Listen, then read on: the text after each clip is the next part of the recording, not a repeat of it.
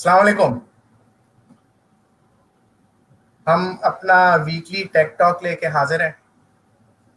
इसमें हमें एक दिन की डिले हो गया। हम आम तौर पे ये थर्सडे को करते हैं, लेकिन हमारे गेस्ट चूंकि समंदर पार से हमें उन्हें उन्हें लेकर आना था, तो ज़रा सा हमें टाइम लग गया उनको आपके लिए लाते लाते। तो नुमान साहब जो हैं, इनका इंट्रोडक्शन तो आपने पढ़ लिया होगा। ये बेसिकली कराची से हैं और माशाल्लाह से 95 में और 97 में मैट्रिक और एफएससी के पोजीशन होल्डर हैं। फिर जो है वो एनईडी के भी पोजीशन होल्डर हैं, और उसके बाद पाकिस्तान का नाम इंटरनेशनल ममालिक में, स्वीडन में और कनाडा में रोशन करते रहे। तो आज हमने इनको जो है आर्टिफिशियल इंटेलिजेंस और कुछ और चीज़ों पे बात करने के लिए जो है वो इस प्रोग्राम में दावत दी है। अस्सलाम वालेकुम नोमान, क्या हाल है आपके? अल्लाह का शुक्र मुदस्सिर, बहुत शुक्रिया आपके इंट्रोडक्शन का।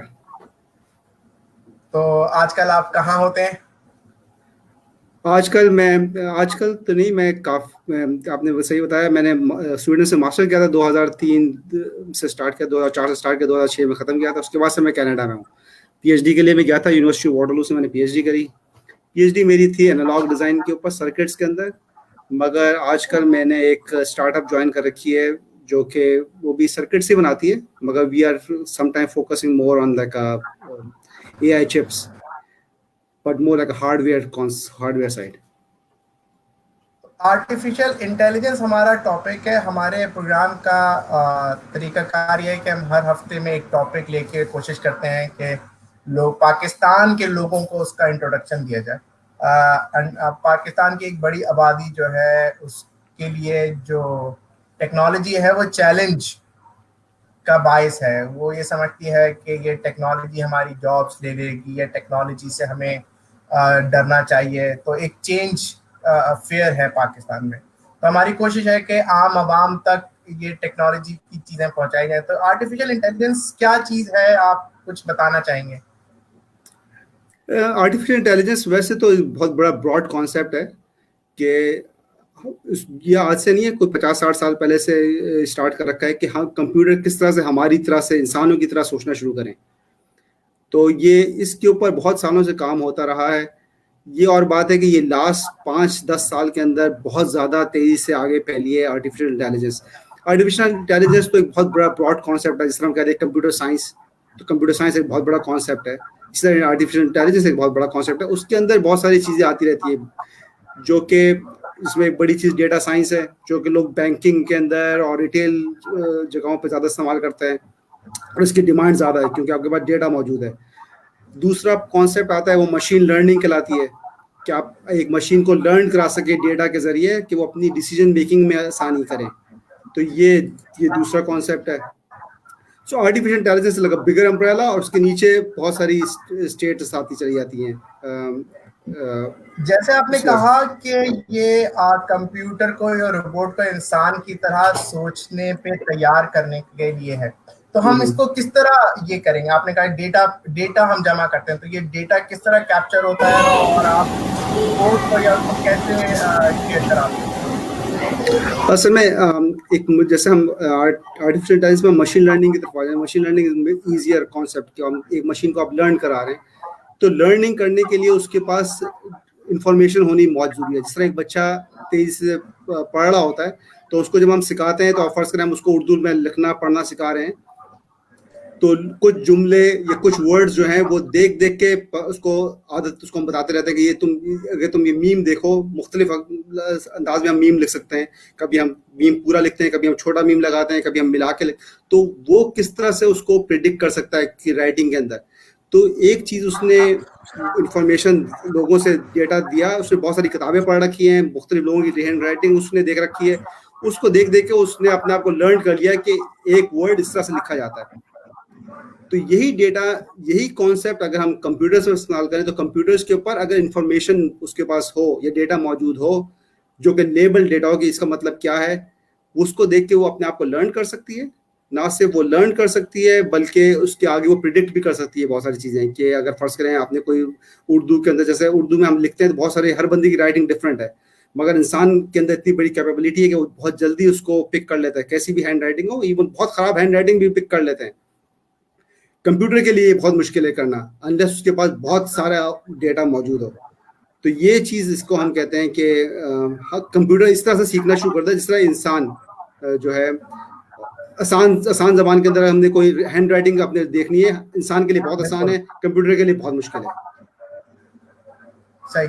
तो जब हम आर्टिफिशियल इंटेलिजेंस में इस वक्त अगर हम वेस्ट का और थर्ड वर्ल्ड कंट्रीज या डेवलपिंग कंट्रीज का मुकाबला करें कि वो कहाँ पर हैं, तो इस वक्त आप क्या समझते हैं कि पाकिस्तान कहाँ पर खड़ा है इस फील्ड में और हम क्या कर सकते हैं एज अ नेशन? असल बात यह है कि एक बड़ी मुश्किल किताब रखी हुई थी, टूल्स एंड वेपन्स, मेरा अगर सॉरी पावर ऑफ एआई, नाम भूल रहा हूँ उसका, चाइना की किसी बंदे लिखी हुई थी, और उसने बताया कि चाइना जो है इस वक्त becoming like a huge power for AI. सारी बड़ी बड़ी इंफॉर्मेशन और इनोवेशंस चाइना के अंदर हो रही है। Not only China, India has improved a lot. India के अंदर बहुत बड़ी बड़ी कंपनीज इसमें काम कर रही हैं। Unfortunately we don't see Pakistan के नाम इन जगहों पे आता हुआ। तो अगर हम थर्ड वर्ल्ड कंट्रीज की बात करें तो थर्ड वर्ल्ड कंट्रीज के लिए बहुत आसान है इन चीज़ों को ग्रास्प करना, क्योंकि आप इस वक्त हमारे पास इतनी नॉलेज मौजूद है, इंटरनेट के ऊपर इतनी नॉलेज मौजूद है, इंटरनेट हमारा फैसिलिटीज इतनी बेहतर हो चुकी है कि हम हर चीज़ लर्न कर सकते हैं। और आपको लिए बहुत बड़ी बड़ी यूनिवर्सिटीज़ या बहुत बड़े बड़े इंफ्रास्ट्रक्चर की जरूरत नहीं है आपको सीधे सीधे सीखने के लिए। तो ये एक बहुत बड़ा अपॉर्चुनिटी है उन लोगों के लिए जो कि ट्रेडिशनल नॉलेज में ज़्यादा एक्सेल नहीं कर सकते, but they are very smart, और वो इन चीज़ों को लर्न करके अपने आप के अंदर बहुत ज़्यादा पैसा भी कमा सकते हैं और बहुत ज़्यादा इसमें कैरियर ग्रोथ भी ज़्यादा है। और उसमें ये ज़रूरी नहीं है कि आप बहुत यूनिवर्सिटीज से करें। इवन आप लोगों ने सुना भी होगा कि इलॉन मस्क और इवन अमेजोन के बॉस ने भी कह रखा है कि हमें, और बड़ी बड़ी कंपनीज के कह हमें डिग्री की जरूरत नहीं है। If you are good with programming, if you can think critically, और अगर आपके पास मैथ्स की और बेसिक अंडरस्टैंडिंग है, you are good to go.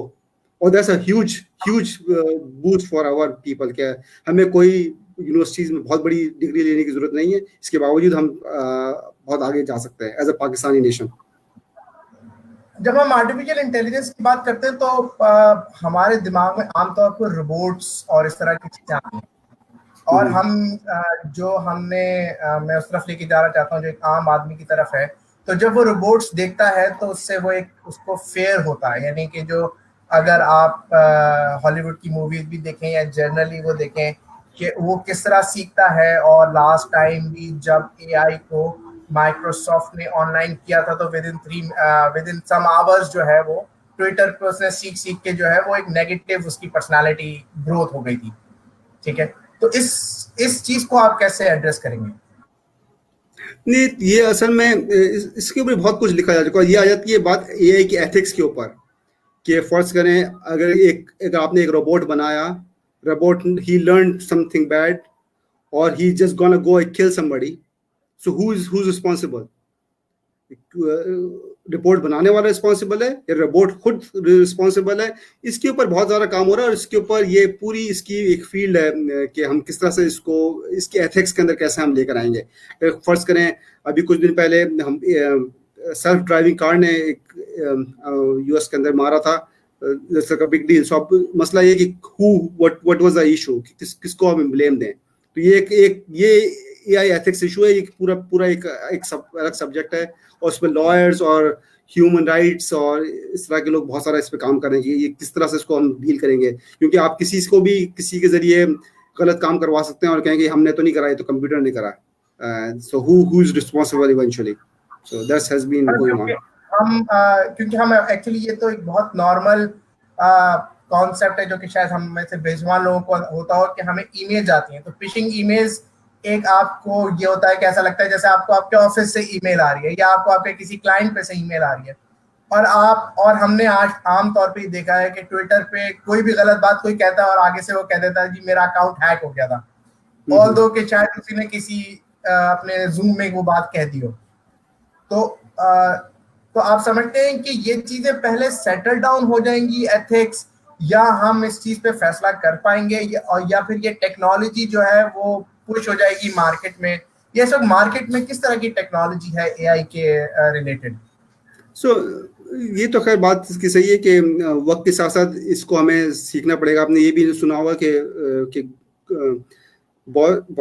Cambridge analytics वालों ने फेसबुक के ऊपर वो तमाम लोगों को मैसेज भेजना शुरू कर दिया जो कि जिनको पता था कि ये लोग न्यूट्रल हैं, they don't follow like Democrats और रिपब्लिकन्स, तो उनको खास तौर पर उन्होंने टारगेट करा फेसबुक के वालों ने, जो अभी तक नहीं मालूम कर सकते थे, और उनको खास इमेज भेजनी हिलरी की कि ये इसने ये गलत किया है, इसने ये गलत किया है, और वो सिर्फ वो चीजें जो उसको उस खास बंदे उसके खिलाफ है, फर्स्ट जंग के खिलाफ है, तो बताते रहे कि हिलरी ने, तो खास तौर पर उन्होंने टारगेटेड, ये बहुत एडवांस तरीके से उन्होंने टारगेट करा उन लोगों को, वो तमाम लोग जो कि न्यूट्रल थे, दे मूव टुवर्ड्स ट्रम्प।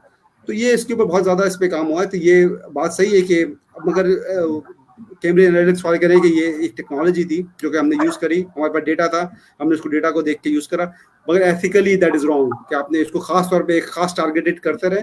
तो मगर मसला ये कि जो बड़ी कंपनीज है they are actually at least like social media के ऊपर, ट्विटर और फेसबुक या अमेजॉन या Googles, they are actually one who are dictating कि किस तरह से ये एथिक्स को हम कैसे आगे लेके जाएंगे। ये गवर्नमेंट्स काम नहीं कर रही है इसके ऊपर। अच्छा नुमान, हमारे पास कुछ लोगों के सवाल आए हैं, उसको भी हम बीच में हैंडल कर लेते हैं। तो एक सवाल जो है ये बड़ा डिफरेंट किस्म का सवाल है। मुनीर साहब हैं, ये सऊदी अरब में होते हैं। इनका सवाल ये है कि फरिश्ते भी इंसान की तरह नहीं सोच सकते, शैतान भी इंसान की तरह नहीं सोच सकता, आजकल का इंसान भी इंसान की तरह नहीं सोच सकता। तो आखिर में मेरा सवाल ये होगा कि कंप्यूटर को जब हम खुद एथिकल नहीं हैं, जब हम खुद ये फैसला नहीं कर सक रहे कि कैम्ब्रिज एनालिटिका की आपने एग्जाम्पल दी, अभी ट्रंप ने जो कंटिन्यूसली वो गलत बयानी कर रहा था और ट्विटर ने उस पर वो टैग लगाया कि ये जो है आप गलत बयानी कर रहे हैं, जब हम एज अ ह्यूमन ये फैसला नहीं कर पा रहे कि क्या चीज सही है, तो हम कंप्यूटर पे ये कैसे डील करेंगे कि नहीं यार ये ठीक है, कंप्यूटर जो कर रहा है वो ये सही है। ये बहुत बड़ा कॉन्सेप्ट है, बात बिल्कुल सही है, इसको समझाने की कोशिश करते थे। असल में ये एक डिफरेंट कॉन्सेप्ट आ गया, बहुत सारे लोगों को इस चीज़ की पता नहीं है। अगर अभी एक नई किताब आई थी माल्कम ग्लैडवेल की, उसने लिखा टॉकिंग टू स्ट्रेंजर्स में उसने एक खास बात करी कि हम लोगों का जो बंदा भी कुछ बोलता है हम उसको समझते हैं कि वो सच है। वी ऑलवेज टेंड्स टुवर्ड्स कि जो बंदे जो बात करी वो सच बात होगी। तो ये बहुत बड़ा मसला है, ये इंसान की नेचर में है कि जो बंदे ने कोई भी बात करी उसको समझ सच के तौर पर लेगा। तो इस तरह जिस समय व्हाट्सएप के ऊपर मैसेज आते हैं या फेसबुक पे मैसेज आते हैं या कोई और बंदा हमें कोई बात बताता है, हम उसको फेस वैल्यू पर ले लेते हैं कि ये बात बिल्कुल सही है, जबकि एज अ टेक्निकल पर्सन आपको पता होना चाहिए कि जब आप सोशल मीडिया पर मौजूद हैं, जब आप इंटरनेट के इस एज के अंदर है, everything can be a lie, so unless you can prove it otherwise कि ये सही है, everything is lie, I will consider everything as a lie, और उसके बाद unless it is proven otherwise. बहुत सारे लोग चीजों को सच लेते हैं unless proven otherwise. I think that in social media जो चीज आप देखें, जो चीज आप पढ़ें, जो चीज आप सुन रहे हैं, उसको आप समझें कि ये गलत है और उसको सही के तौर पे उसको सही ना समझें। और अनलेस आप उसके ऊपर अगर आपके लिए कोई चीज़ इंपॉर्टेंट है, आप उसको जाके वेरीफाई करें, और अगर वेरीफाई कर सकते हैं properly that's good, otherwise consider it as a lie. अच्छा, आपने शुरू में मेंशन किया कि आप चिपसेट पे और इस पे काम कर रहे हैं, थोड़ा सा उसके बारे में इंट्रोडक्शन दें, क्या है, क्या करते हैं, और वो एआई चिपसेट क्या चीज़ है जिस पे आप काम कर रहे हैं। तो असल में जो आर्टिफिशियल इंटेलिजेंस में जैसे हम ये जो काम हम मेजॉरिटी चीज़ें जो आ रही हैं ये सॉफ्टवेयर बेस्ड हैं। जैसे डेटा साइंस है कि आपके पास डेटा है, आप कंप्यूटर के ऊपर प्रिडिक्शन कर रहे हैं, विजुअलाइजेशन कर रहे हैं, ये एक चीज़ है। फिर आ जाती है सेकंड चीज़ आती है कि हमने रोबोट्स की आपने जैसे बात करी, रोबोट्स या सेल्फ ड्राइविंग कार्स या फिजिकल चीज़ें, इनके अंदर भी सॉफ्टवेयर के थ्रू भी काम हो सकता है। मगर कभी कभार ऐसी चीजें आती हैं जैसे फेसबुक, आप समझ लें गूगल वाले जो सारी हमारी फोटोज लेकर उसको टैग कर रहे होते हैं, if they do through software it is very very time consuming, it takes so much power as well, so rather than doing through software they can do it by a chip, हम chip के जरिए भी बना सकते हैं। तो वो जो हार्डवेयर की जो चिप्स बनती हैं वो उसके अंदर बहुत सारे काम होते हैं। तो मैं उनमें से एक प्रोसेस की तरफ कर रहा होता हूँ जो कि हमारा एनालॉग का काम कहलाता है। तो उसको हम बड़ी जबान में कह लें कि हम जो चिप बना रहे होते हैं उसके अंदर जो बहुत सारी एआई की कंपोनेंट्स है, उसके अंदर एक कंपोनेंट्स के ऊपर मेरा काम है। तो ये चिप किस एरिया को कवर करेगी और इस पे क्या काम होगा? तो यही मैं बता रहा था कि जो काम हम सॉफ्टवेयर में कर सकते हैं, सॉफ्टवेयर में करने का काम कभी कभार टाइम कंज्यूमिंग भी होता है, और इस takes too much power, power in a sense कि आपके पास क्योंकि आपने पूरा कंप्यूटर चाहिए और टाइम भी ज़्यादा लेता है। तो why not you do all this artificial intelligence, और for example image processing, you can do all image processing on a cell phone. ठीक है, तो अगर आपने सेल फोन के ऊपर करनी है तो आपके पास ऑप्शन है कि आप सॉफ्टवेयर के थ्रू करें, जो कि बहुत टाइम कंज्यूमिंग है, और you can have a chip which can do it like much much faster rate. तो ये गूगल और अमेजोन वालों की अपनी एआई चिप्स हैं, जो कि ये तमाम अच्छा। आर्टिफिशियल इंटेलिजेंस काम करती हैं, और they do it much much faster rate, क्योंकि उनका सिर्फ काम, डेडिकेटेड काम ही सिर्फ इमेज एनालिसिस है, या वॉइस एनालिसिस है, या स्पेशली स्पेसिफिक मशीन लर्निंग के काम करते हैं। तो ये खास डेडिकेटेड चिप्स हैं जो कि खास काम कर रही हैं। अच्छा, हमारे पास एक सवाल और है।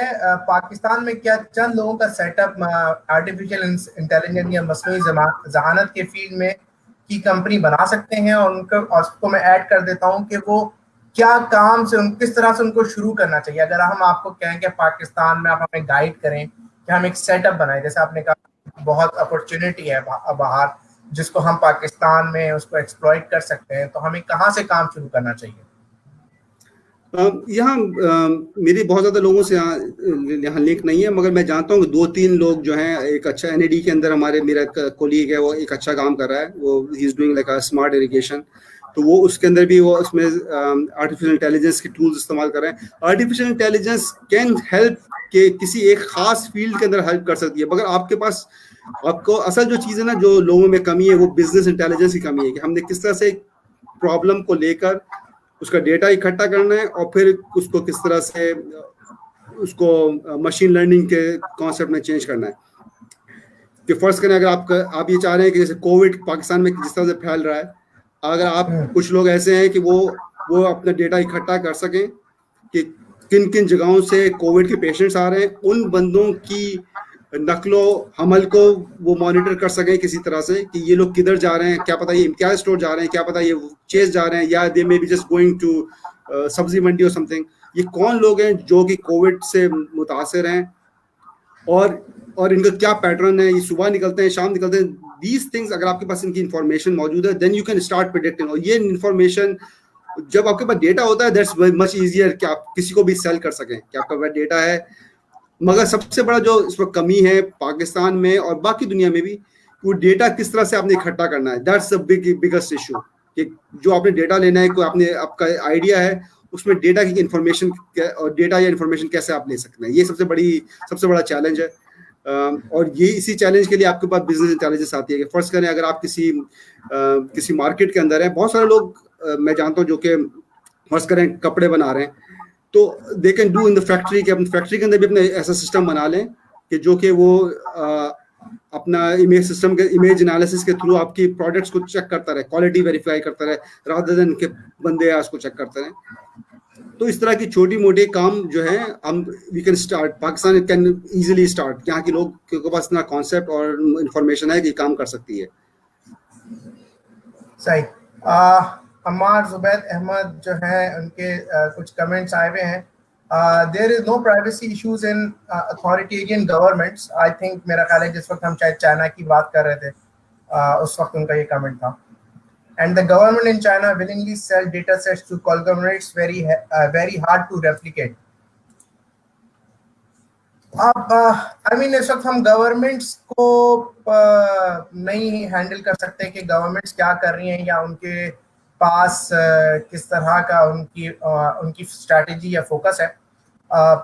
हम इस पे एक सवाल जो महमूद साहब का है कि आपने ये कहा कि डिग्री की ज़रूरत नहीं है, इसको फिर से कंफर्म करें, क्या वालिदैन को यूनिवर्सिटी में पैसा ज़ाया करना चाहिए, या हम जो है जो आम आदमी है उसको जो है वो डायरेक्ट एआई की तरफ या किसी भी और फील्ड की तरफ बगैर यूनिवर्सिटी की डिग्री के जा सकता है, और वो कितना उसमें कामयाब हो सकता है? इस पर कुछ आप कहना चाहेंगे? ये बहुत अच्छा सवाल है। मैं महमूद फयाज साहब की कमेंट्स भी पढ़ता रहता हूँ, और मैं उनसे टोटली एग्री भी करता हूँ कि बहुत सारी चीज़ों को हम लोगों ने यूनिवर्सिटीज़ के अंदर लिंक कर रखा है कि आपको आप यूनिवर्सिटी, अच्छी यूनिवर्सिटी में जाएंगे और आप अच्छी नंबर लेकर आएंगे तो फिर आपको अच्छी जॉब मिलेंगी, जबकि ये बहुत गलत कॉन्सेप्ट है। हमें शुरू से ही बच्चों को बताना चाहिए कि क्या क्या चीज़ें इनको इन्फ्लुएंस करती हैं, क्या चीज़ें इनको पसंद है।